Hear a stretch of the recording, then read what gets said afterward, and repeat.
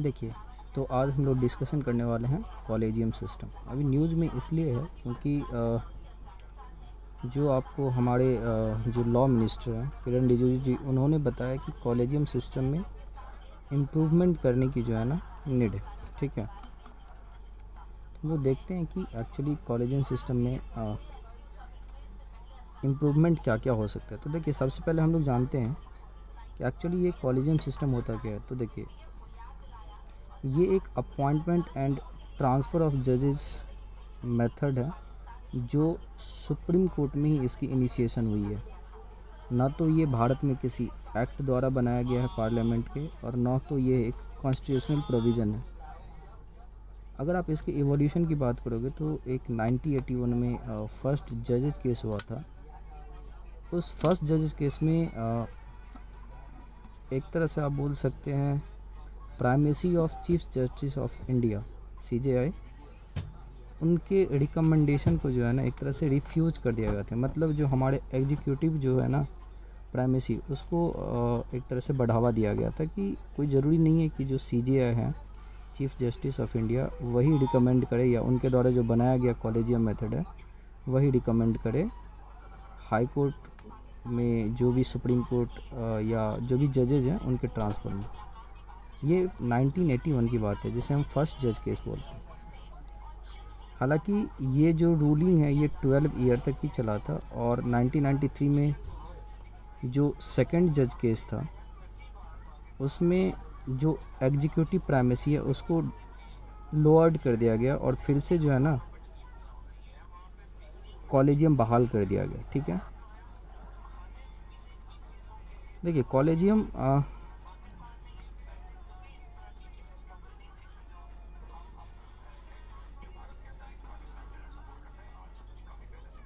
जब आप collegium second जज केस की बात करोगे तो इन्होंने एक्चुअली में इंट्रोड्यूस किया था आपको कॉलेजियम सिस्टम, और जो पॉइंट रेज किया गया था under the purview of second जज केसेस दैट इज़ 1993, उन्होंने बोला था कि ये कोई अकेले CJI जो है ना यहाँ पे डिसीज़न नहीं लेते, ये एक प्रॉपर कंसल्टेशन से होती है और इसमें बहुत सारे मेंबर्स का कंकरेंसी ऑफ ओपिनियन होता है। ठीक है, इसमें एक तरह से आप बोल सकते हैं जैसे अभी 5 मेंबर्स की कॉलेजियम जो सिस्टम चलती है, तो इसमें मेजॉरिटी ऑफ जज जो है ना जैसे 3-2 4-1 इस तरह से, या 5-0 इस तरह से जो है ना आपको किसी भी पार्टिकुलर रिकमेंडेड नेम को एक्सेप्ट किया जाता है। ठीक है, तो यहाँ पे कंकरेंस मैटर कर जाता है, तो किसी एक पार्टिकुलर आदमी का जो है ना यहाँ पे किसी जजेस का यहाँ पे कोई स्कोप नहीं है उनके थॉट्स का। फिर जो थर्ड जज केस आया था 1998 में, वहाँ पे जो सुप्रीम कोर्ट है उन्होंने बोला कि हम मतलब अप टू 1993 जो कॉलेजियम में इसमें केवल 3 मेंबर्स हुआ करते थे, बट 1998 में जो थर्ड जज केस था उन्होंने क्या किया, इसे बढ़ा करके 5 मेंबर कमेटी बना दिया गया, बॉडी बना दिया गया। ठीक है, और जिसमें एक CJI होंगे और 4 जो है ना सीनियर मोस्ट जो इनके कलीग्स होंगे, मतलब सुप्रीम कोर्ट के।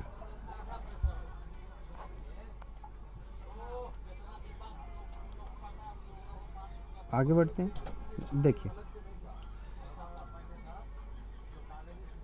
जो कॉलेजियम है वो हेडेड किया जाता है, मतलब जो उनके हेड होते हैं CJI होते हैं, और उनके पास 4 अदर सीनियर मोस्ट जजेज होते हैं। ठीक है, जबकि अगर आप ये सुप्रीम कोर्ट की कॉलेजियम की मैं बात कर रहा हूँ, अगर आप हाई कोर्ट के कॉलेजियम की बात करोगे तो यहाँ पे आपको chief justice of high court मिलेंगे उस कंसर्न स्टेट के, और उनके साथ वहाँ पे जो उनके कलीग्स होंगे 4 सीनियर मोस्ट वो होंगे। ठीक है, अगर आप यहाँ पे देखोगे कि किस तरह से अपॉइंटमेंट होता है, ठीक है, तो हाई कोर्ट में जब भी नेम रिकमेंडेशन किया जाता है बाय हाई कोर्ट कॉलेजियम, तो वो पहले पहुंचता है आपको गवर्नमेंट के पास केवल और केवल जब उसे CJI और उनके जो कॉलेजियम है वो अप्रूव कर दे। मतलब बेसिकली आपको पता होगा कि हाई कोर्ट कॉलेजियम जो भी रिकमेंडेशन करता है वो अपने कंसर्न स्टेट में जो भी जजेज होंगे उनकी नियुक्ति के लिए, तो वो तभी पास होगा स्टेट काउंसिल में मिनिस्टर्स जो जिसको चेयर करते हैं,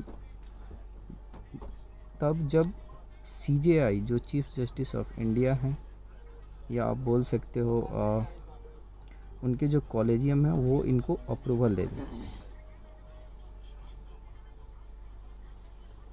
और इसमें जो गवर्नमेंट का रोल होता है ना, वो तब होगा जब इसे कॉलेजियम अप्रूव कर दे, तभी आएगा इसमें, ठीक है।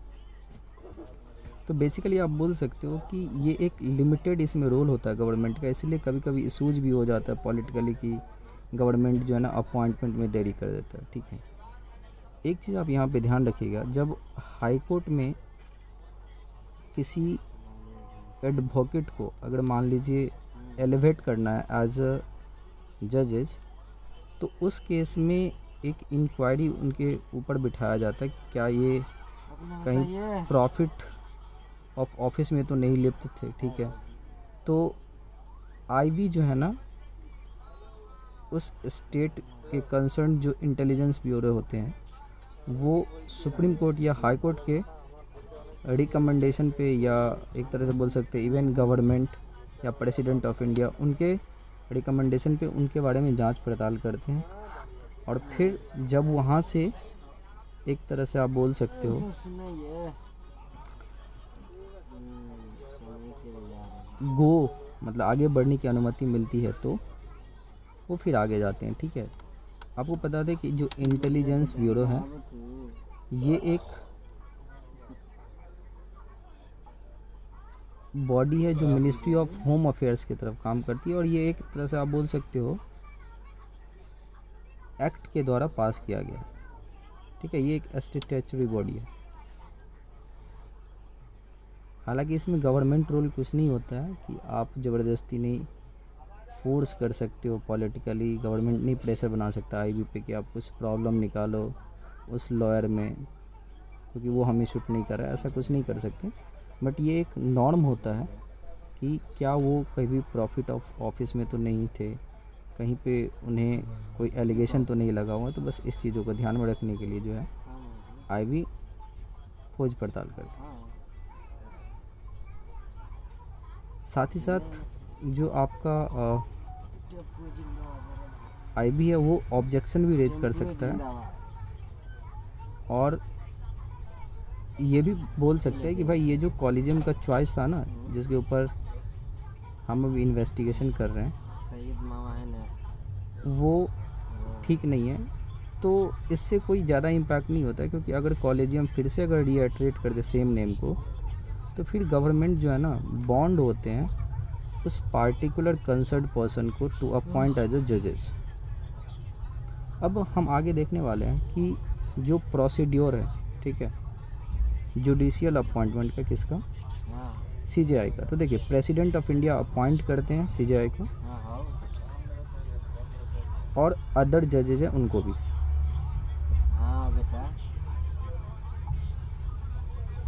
अगर चीफ जस्टिस ऑफ इंडिया जो रिटायर कर रहे हैं, तो वो अपने सक्सेसर्स को रिकमेंड कर देंगे on the behalf of seniority of जजेस इन सुप्रीम कोर्ट, और वो ऑटोमेटिकली गवर्नमेंट उसे अपॉइंट कर देते हैं as a CJI on the behalf of president of India, ठीक है। लेकिन अगर आप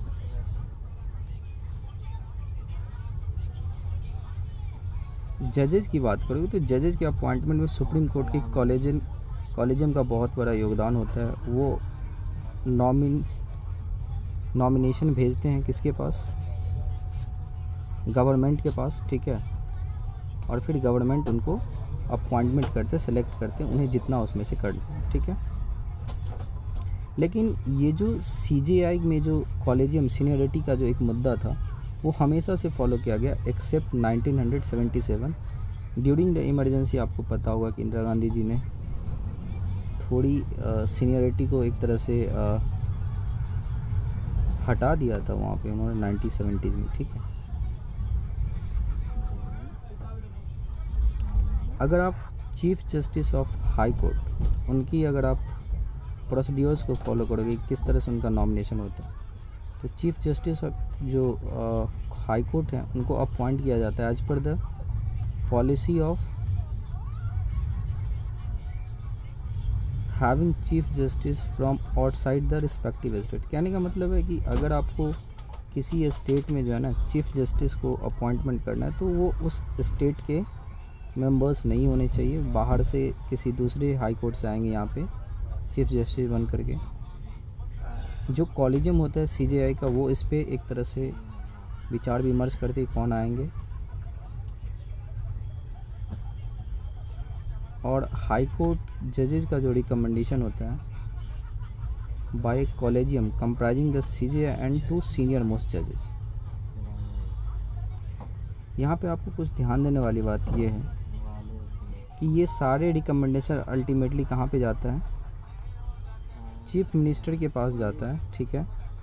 फिर चीफ मिनिस्टर जो है ना गवर्नर को भेजते हैं और गवर्नर फिर यूनियन लॉ मिनिस्टर को क्या कर देते हैं, इस प्रपोजल को सेंड कर देते हैं और फिर किसी कंसर्न्ड हाई कोर्ट में जो है आपको जजेस का अपॉइंटमेंट हो जाता है। थोड़ी क्रिटिसिज्म ये होती है कि एक तरह से ये एक यूनिक प्रोसीजर है इंडिया में जो कॉन्स्टिट्यूशनल नहीं है और ना तो स्टैट्यूटरी है, जबकि ये इनिशिएशन ऑफ सुप्रीम कोर्ट है। तो यहाँ पे थोड़ा एक तरह से बोल सकते हैं कि ओपेकनेस आ जाती है कि नहीं यहाँ पे जुडिशरी ही जो करना है वो करेगा। नेपोटिज्म को यहाँ पे एक तरह से बोल रहे हैं कि बढ़ावा दिया जाता है कि नहीं ठीक है। नेपोटिज्म एक ऐसा टर्म होता है जहाँ पे आप बोल सकते हो कि अपने जो भी उनके सक्सेसर्स होंगे बहुत क्लोज, उन्हीं को फ़ायदा पहुंचाया जाता है। बट यहाँ पे कोई रिलेटिव्स तो नहीं होता, बट एज अ ऑर्गेनाइजेशन जो भी मेंबर्स आएंगे वो उसी सुप्रीम कोर्ट के होंगे, सीनियरिटी के बेसिस पे होना चाहिए। तो इस तरह के कारण से यहाँ पे नेपोटिज्म को बढ़ावा दिया जाता है। कभी कभी पब्लिक कंट्रोवर्सीज में आ जाता है कि लोग बोलते हैं कि देखो ये इस गवर्नमेंट के अगेंस्ट हैं जजेस, इनका जो जजमेंट होता है।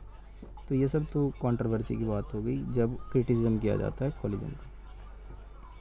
2015 में NDA गवर्नमेंट उन्होंने कोशिश किया था कि हम इसमें रिफॉर्म लाए अपॉइंटमेंट सिस्टम में। हालांकि अभी भी जो न्यूज़ में है वो इसीलिए है क्योंकि अभी जो करंट हमारे लॉ मिनिस्टर हैं किरण रिजिजू जी, उन्होंने बोला कि थोड़ी नीड है रिफॉर्म करने की इन द अपॉइंटमेंट ऑफ जजेस, जो कॉलेजियम सिस्टम। तो उस टाइम पे 2015 में जो है ना नेशनल जुडिशियल अपॉइंटमेंट कमीशन बनाया गया था, जिसको सुप्रीम कोर्ट ने स्ट्रक डाउन कर दिया था और बोला था कि भाई ये जो है ना इंडिपेंडेंस ऑफ जुडिशरी के लिए एक बहुत बड़ा थ्रेट पोज कर रहा है, ठीक है। कुछ यहाँ पे रिलेटेड आर्टिकल है, जैसे article 124 of 2 of Indian constitution, ये आपको जजेज ऑफ सुप्रीम कोर्ट के अपॉइंटमेंट के बारे में बताता है। किसके द्वारा? प्रेसिडेंट के द्वारा। और प्रेसिडेंट तब अपॉइंटमेंट करेगा जब वो कंसल्ट कर लेंगे सुप्रीम कोर्ट के कुछ कॉलेजियम के बाद, ठीक है, मेंबर्स से। आर्टिकल 217 ये आपको स्टेट के जो जजेज हैं हाई कोर्ट्स के, उसके अपॉइंटमेंट से रिलेटेड है। देखिए बात घूम फिर करके यहाँ पे ये आती है कि आखिर इसका सॉल्यूशन क्या है। तो देखो सॉल्यूशन तो ये है कि थोड़ी इंडिपेंडेंसी होनी चाहिए, क्योंकि आपको पता है कि इंडियन कॉन्टेक्स्ट, ठीक है, हमारा जो फेडरल कैरेक्टर है कॉन्स्टिट्यूशन का, वहाँ पे बेसिकली पावर का जो है ना बहुत इम्पोर्टेंट है। एक दूसरे के काम पे जो है ना इन्फ्रिंजनेस नहीं होनी चाहिए। तो सिंस हमारा जुडिशरी भी एक बहुत इम्पोर्टेंट पार्ट है हमारे कॉन्स्टिट्यूशन का, उनको इंडिपेंडेंसी होना ज़रूरी है, बट एक फेयर लिमिट तक। क्योंकि वहाँ भी जो है ना देखो आखिर जजेज भी हैं तो वो भी तो इंसान है, उनका भी अपना एक सोल होता है। तो कभी कभी वो सोल के आधार पे भी जो है ना डिसीजन ले सकते हैं। तो उस चीज़ को बैलेंस करने के लिए ज़रूरी क्या है कि एक कोलैबोरेशन प्रोसेस होना चाहिए जो एक कंटिन्यूस होना चाहिए, ठीक है, और उसमें involvement of executive and judiciary का समन्वय अच्छे से होना चाहिए, ठीक है। और जो टाइम फ्रेम है वो बहुत इम्पॉर्टेंट है। ऐसा नहीं है कि आप रिकमेंडेशन हो गया है कॉलेजियम सिस्टम का, ठीक है, और नाम जो है सरकार के बस्ते में पड़ा हुआ है लॉ मिनिस्ट्री में, तो ऐसा नहीं होना चाहिए। टाइम पे जो अपॉइंटमेंट हो जाना चाहिए, क्योंकि जजेज होंगे तभी आपका जो है pendency of cases in courts will reduce, ठीक है। अगर जजेस नहीं होगी तो कोर्ट्स में एक पाइलिंग हो जाएगा सारा केसेस का। तो ये सारी चीज़ें जो है इम्पॉर्टेंट है। इंडिपेंडेंसी बरकरार होनी चाहिए और डाइवर्सिटी को बढ़ावा देना चाहिए, ठीक है। जैसे आपको पता होगा कि एक एडवोकेट भी जो है ना जजेज बन सकता है। तो डिफरेंट बैकग्राउंड से जो है ना कोशिश करना चाहिए आपको लोगों को सम्मिलित करने की, ठीक है। सो अगर आपको ये वीडियो अच्छा लगा तो प्लीज़ शेयर कीजिए, सब्सक्राइब कीजिए हमारे चैनल को, हमें सपोर्ट कीजिए। Thank you so much for watching this video. Thank you so much.